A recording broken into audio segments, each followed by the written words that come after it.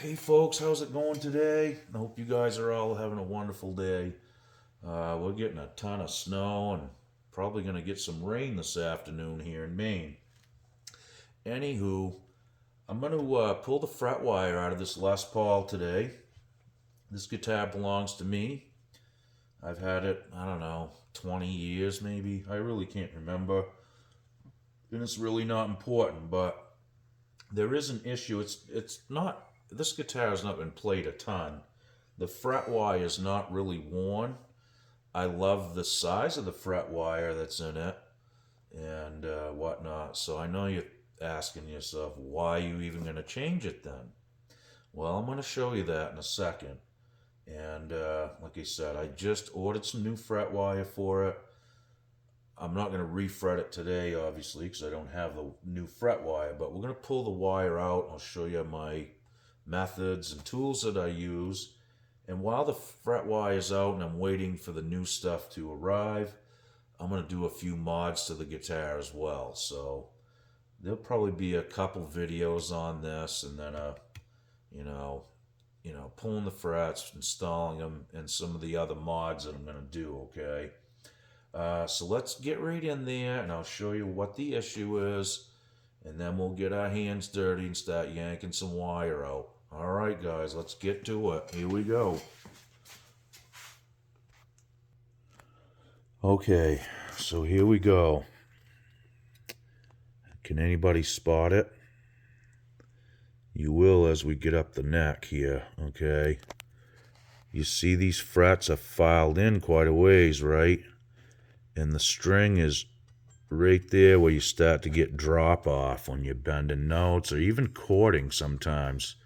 And trying to bend that string, it's kind of tricky to get under it, okay? The bass side's okay.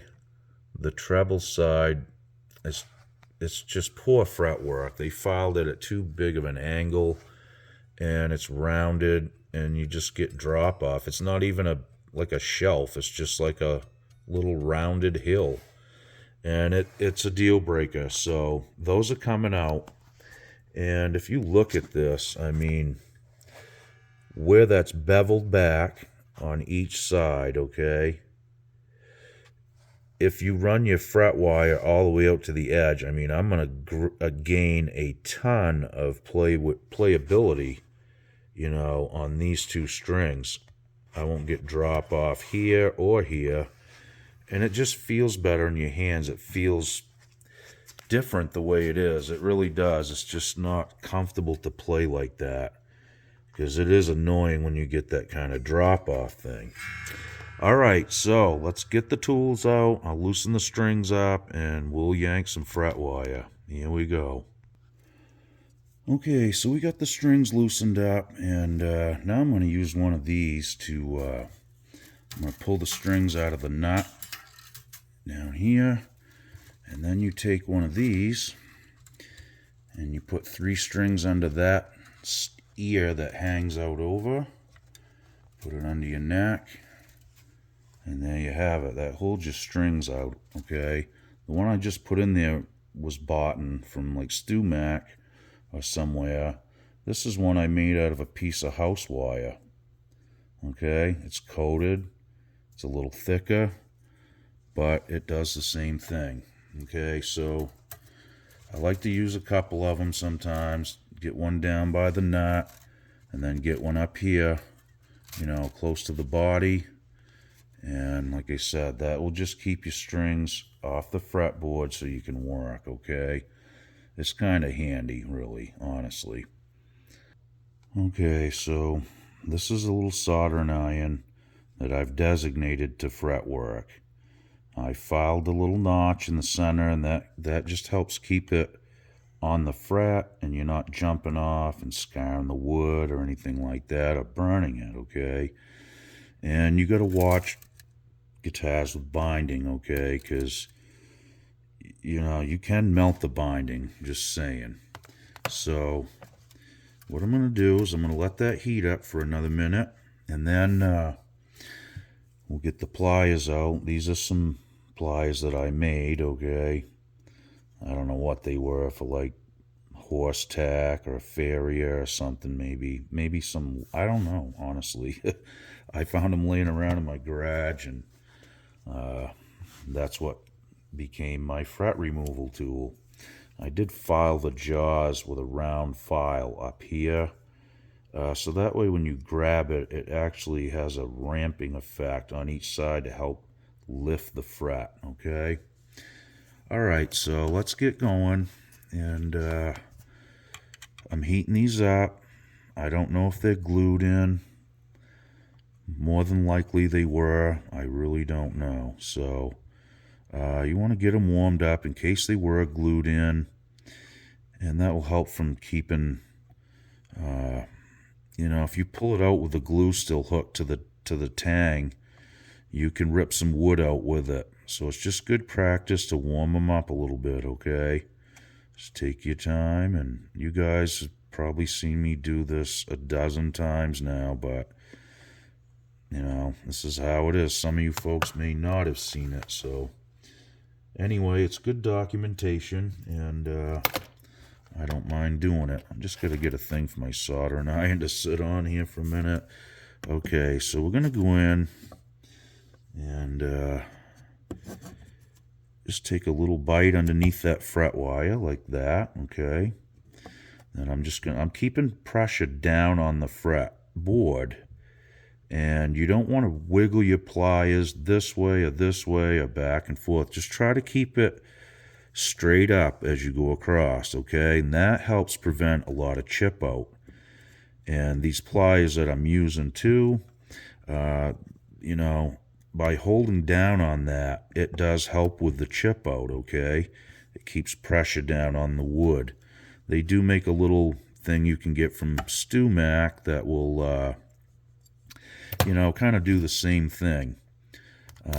It's just a little thin metal piece that your pliers can push down on, and it kind of holds the wood down.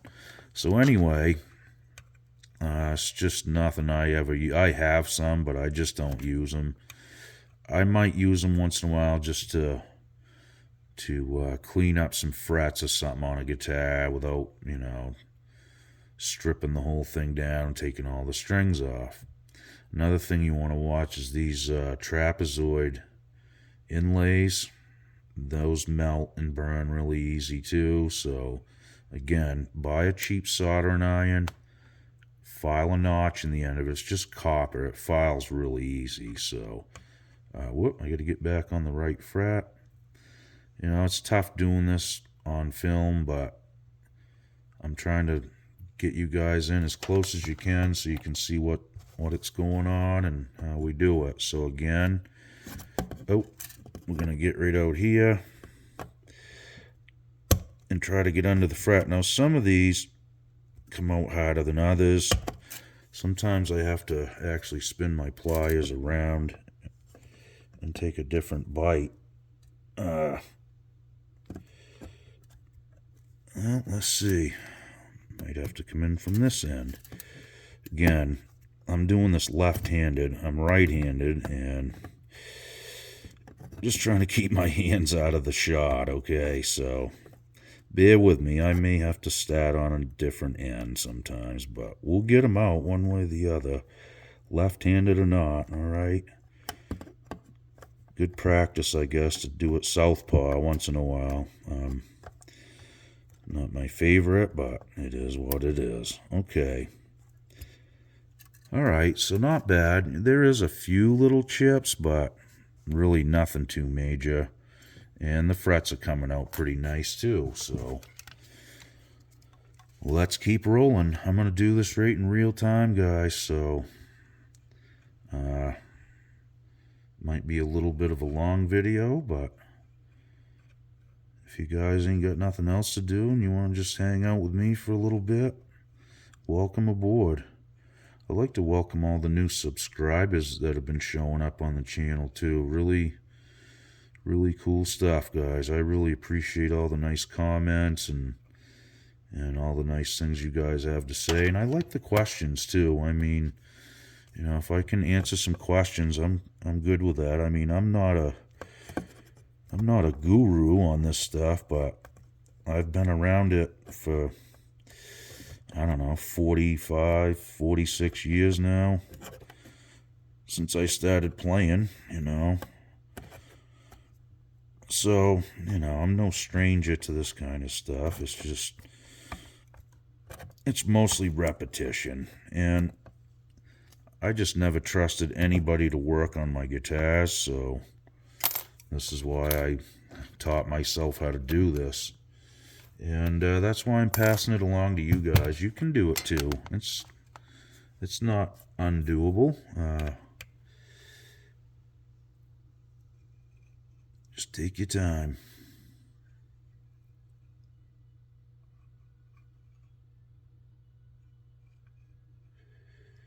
All right.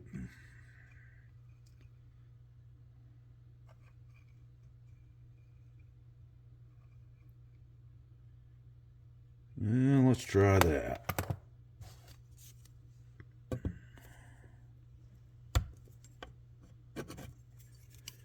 Again, I'm going to spin my pliers around here just to see if I can get a little different bite. Again, this is really tough to do on camera, but we'll get there, right? There we go. Now you can hear that little click when them pliers go under the fret crown and they start to lift. So again, just let the pliers do the work. Take really small bites and move across it, and they should come right out. If they're not coming out, you know, if you get one that seems to be coming out really hard, then put some more heat on it. It could be just a big nub of glue or something under the fret tang out on the edges or something. It happens, but for the most part, they do come out pretty decent, okay? Some minor chip out. It's nothing to worry about. When I put the new frets in, you'll never see it. And if you do, you can always just drop a little super glue in next to the fret edge and, you know, razor scrape it flat again. You can't even see it most of the time, so not a big deal. And it does happen, you know. Some wood really chips worse than others, so it all depends on the wood. It all depends if they're glued. It all depends on the fret tang width and the slots they cut before they install them. Everything it plays a role in this, so you learn it pretty fast, though, after you do a few of them. Okay, let's try this one. No, I gotta come in from this side. There we go. Again, when I'm not trying to film this, I mean, I can strip these frets out of a guitar in no time. 10 minutes or so, usually, and it's it. We're getting into 13 minutes right here, a little over. I may pause it for a second and just pull a few more out, not to bore you guys, but we'll see. Let's keep going for a minute, and I'll try to speed it up a little bit for you, but again, it's just something you really should take your time doing, and, you know, it only takes a minute or so to get them out. And it'll be a lot less work for you if you take your time when you put them back in. That can really, you can run into a lot more prep work and stuff, I should say, if you're in a rush and you start chipping wood out around them and that kind of thing. So it really does pay to take your time. Okay, we got that one started. I think I'll spin my pliers around this way, because the way my pliers are made, one side sticks out further than the other, and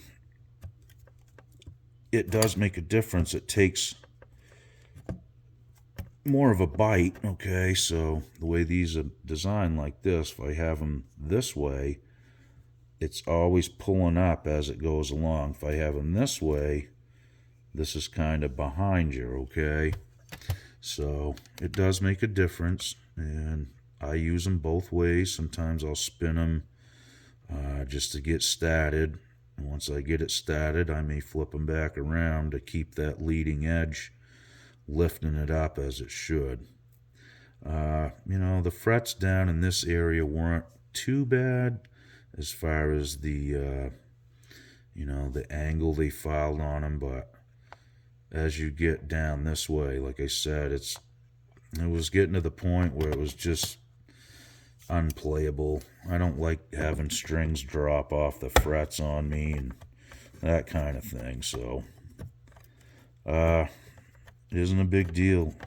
It's like putting a new set of brakes or tires on your car. They wear out. They're made to wear out, so I just get a kick out of these guys. If it doesn't have original frets, it's, oh my word. I mean, yeah, it's cool if it does, but if it plays like crap, then what good is it? Just so you can say you have original frets? I've said it in many videos. Pull them out, put them in a bag, put them in a case, the case that the guitar came in, whatever you want to do, and you'll have your original frets still. If somebody wants to put them back in, they can. Does it affect the value? I don't think so. Personally, if I bought an old vintage guitar and it needed frets, that'd be the first thing I did. If I couldn't play it and enjoy it, I wouldn't even own it.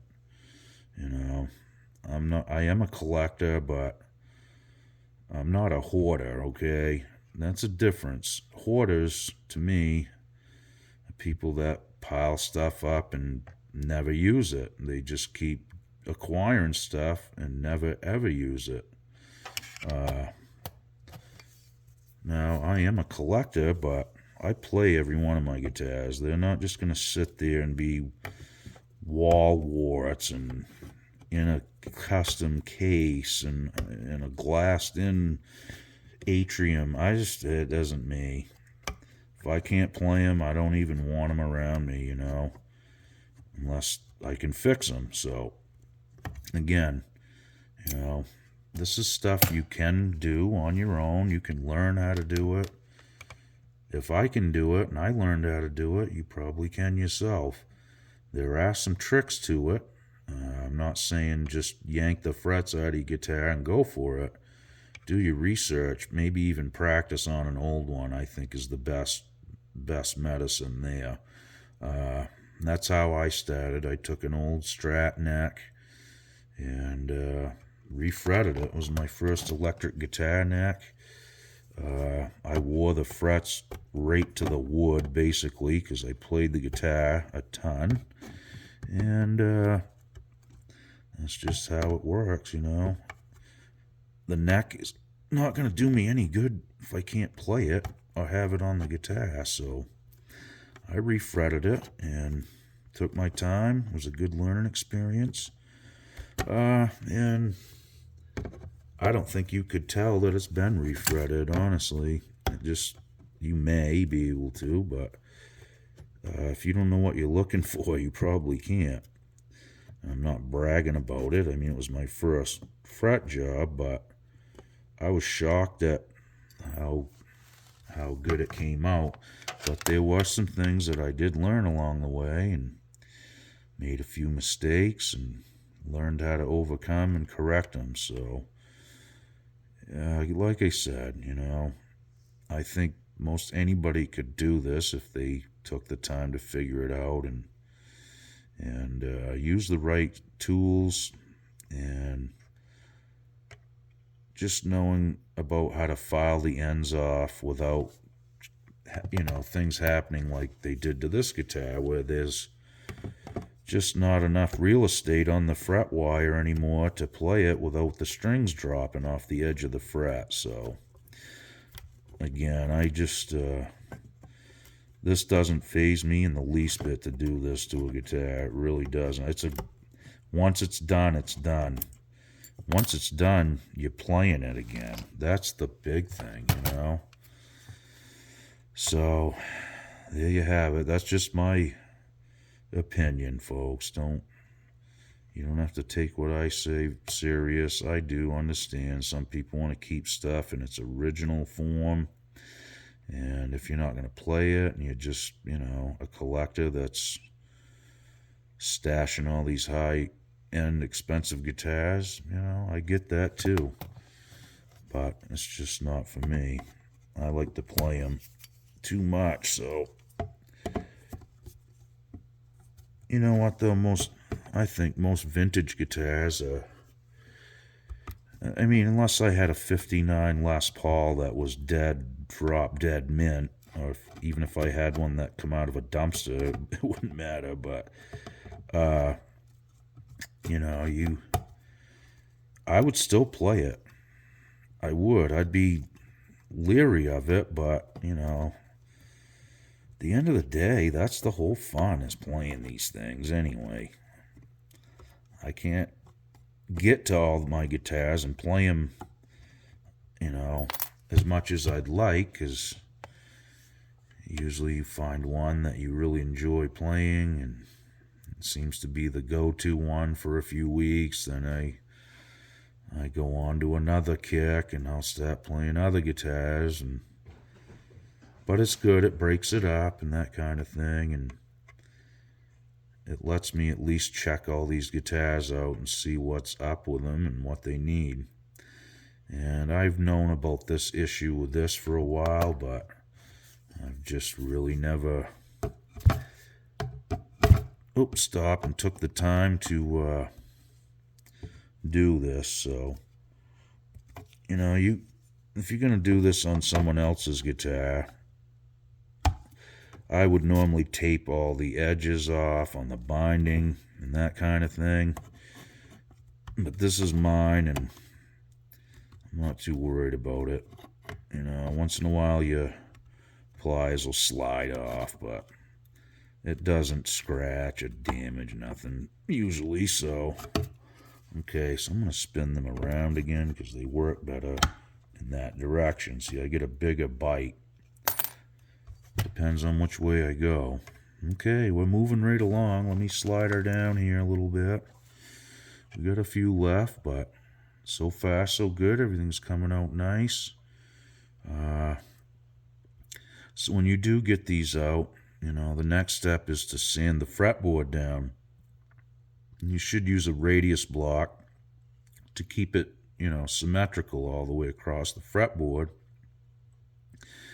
But there is something you need to watch. It's these inlays, okay? You start sanding on them, you can scratch them really easy. And they can be quite thin, too, so you don't want to sand through them or something like that. It's just something to pay attention and look out for. Alright, this one's kind of stubborn right here. Let me see if I can come in from this side. It doesn't really want to let me get underneath it. I'm going to put a little more heat on that one, I guess. Like I said, sometimes you'll get one that's just stubborn. It happens, much you can do about it, but heat them back up and hope for the best.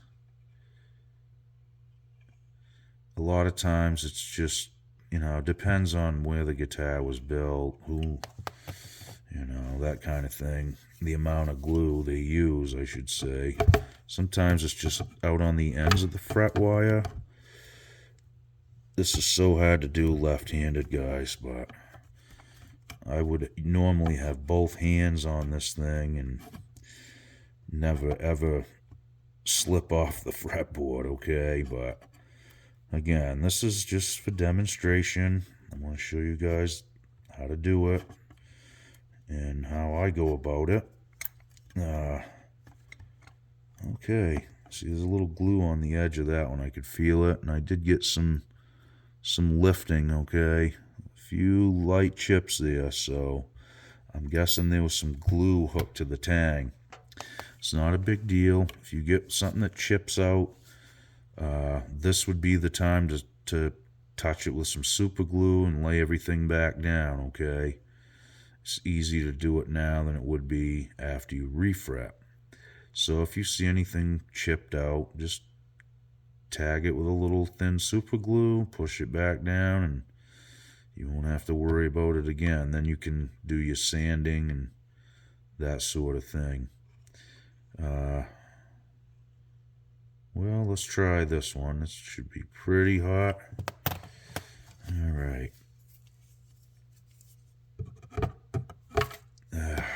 Again, it's just so hard to work pretty much backwards here to do it on camera, but it is what it is. I am going to use two hands to get this started because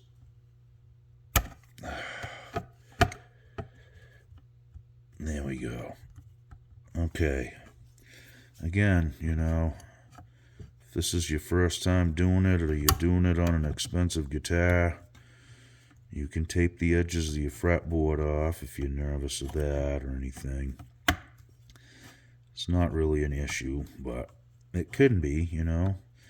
If you're working on somebody else's instrument, you should take more than the normal precautions that you would working on your own stuff. Not that I don't take precautions, but I don't worry about too much on my own guitars.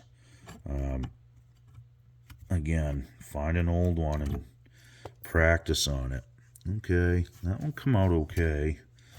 Seems like there's a lot more glue on these ones down here. They're just coming out harder, I guess. I don't know. In any case, we just keep pressing on. We got 1, 2, 3, 4, 5, 6, 7 more, guys, and we gotta. So that's, you know, we're up to 20. Oh, wow, almost 30 minutes. Well, I apologize for the long video, folks, but it is what it is. I was going to pause it, but I think I'm just going to keep going right in real time, and we'll get them all out and look into some other projects that I'm going to tackle here pretty soon. All right. Yeah, these are getting more stubborn down here. I don't know why, but I'm guessing it's probably glue that's really causing all the havoc here. All right. All right. 6 more, and we gotta. All right. Well, I will be glad to get this guitar so it's playing the way I want it to. I do enjoy this guitar. It's a cool one, but, you know, if they just don't feel good to play, they don't get played. That's the issue with it, you know. It just bothers me to have a nice guitar that I can't play because some stupid little issue like that affects the playability. And it's a pretty easy fix, really, like I said. After you do, you know, a dozen or a few dozen of these, you'll have learned a lot of tricks along the way. You know, but again, like I spoke of before, I think just taking your time will save you a ton of work. As far as, you know, repairing the fretboard from damage, from, you know, chip outs, pliers, that kind of thing.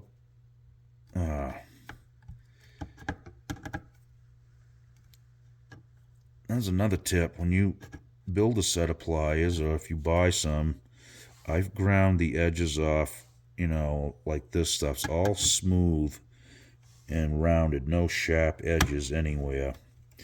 And that's just, you know, in case something does slip while you're doing it. It'll save you from, again, more repair work. All right, 4 more, and we gotta. I think we're gonna be okay, guys, huh? It's kind of fun to do this. Once you learn the tricks and get the right tools, it is pretty cool, really, to, work on your own stuff. I enjoy it.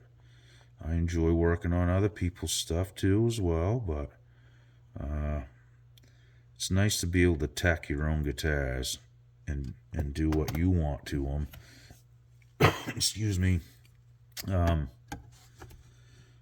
I've never ever taken a guitar to anybody to have it fixed in my whole entire life. Never once. I started learning it as I went. Built my first acoustic guitar when I was 12 years old. It was a classical. I don't have it anymore. I sold it to a buddy or something a long time ago. It come out pretty good, and it did sound okay. It was like a kit you'd buy in the back of a magazine, build your own guitar for whatever it was, $150 or something. I can't even remember. It was so long ago, but it was pretty intense. I mean, the top and the back were just a square piece of wood. They were planed down to the right thickness, but I had to cut it out to shape, bend the sides, and I think I had to do the rosette around the sound hole. My father helped me with it, I was just a kid, but I still have the pattern that came with it that you had to use to get everything shaped correctly, and I'll have to dig that out sometime, show you guys, but I've been toying with the idea lately of probably building some electrics. Pat's casters, probably, mostly, but I'll buy a body somewhere and a knack and that kind of thing, and we'll see. I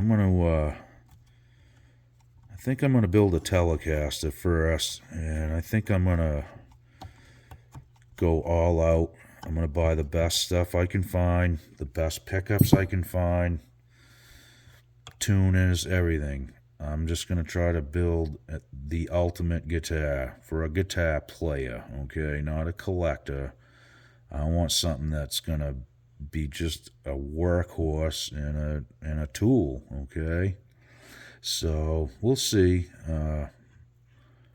The idea's been discussed a few times in my garage, actually, with a few friends, about even starting a company, which I don't know. I'm not really against that either.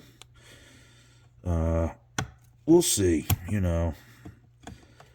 Sometimes it's just shop talk and conversation that never really amounts to anything, but other times it gets discussed multiple times, and then eventually, things start to materialize, and I've been intrigued about it anyway. I know I can build some nice guitars. I love doing it. I know what to get for stuff and that kind of thing, and it'd be just cool. I'd like to just build some really, really nice, high-end playable instruments, and instead of buying a stock guitar, which there's nothing wrong with, I'd like to get in the same price range as what they charge, but for a guitar that's 10 times better, in my opinion, with better stuff on it. Okay, guys, well, we got them. 34 minutes and 31 seconds. Quite a video, I guess. Well, again, I hope this weren't really boring, and I didn't really have a lot going on today, and I just thought I'd tackle this and get it stripped down. Like I said, I think I may change a pickup in it. I don't know. We'll see. I've actually even thought about doing the Jimmy Page mod to this with the, push pulls, and I have the pickups to do it, and the push pulls and all the right caps that kind of goes to that setup. So I don't know. I'm gonna look it over a little bit closer, and we'll see. It's a nice mod. It's a lot though. I mean, the mod that I have the parts for is the 4 push pulls, which you don't have to do that. You could just use one. I think Jimmy Page's #1 guitar is just 1 push pull, and I think it's just a phase thing is all it is, but it worked for him, and I can hear that out of phase tone once in a while on his guitar sound, especially the live stuff. Okay, guys. Well, anyway, thanks for sticking around. I hope you enjoyed this video. I know I was talking and talking and talking, but some people dig it, I guess. Again, thanks again for watching, and I really appreciate all your support. Welcome to all you new subscribers, and to all my original subscribers. Thanks for sticking with me, guys. It really means a lot, and we'll get some cool stuff going. I've got a list of stuff I've been working on that I'm going to shoot videos on this year. Some interesting stuff. And I'm going to build a few things too. Some electronic gadgets and stuff that will work really well when you're building guitars, pickups, and that kind of thing. So, all right, we'll see you soon, guys. Be good. Okie doke.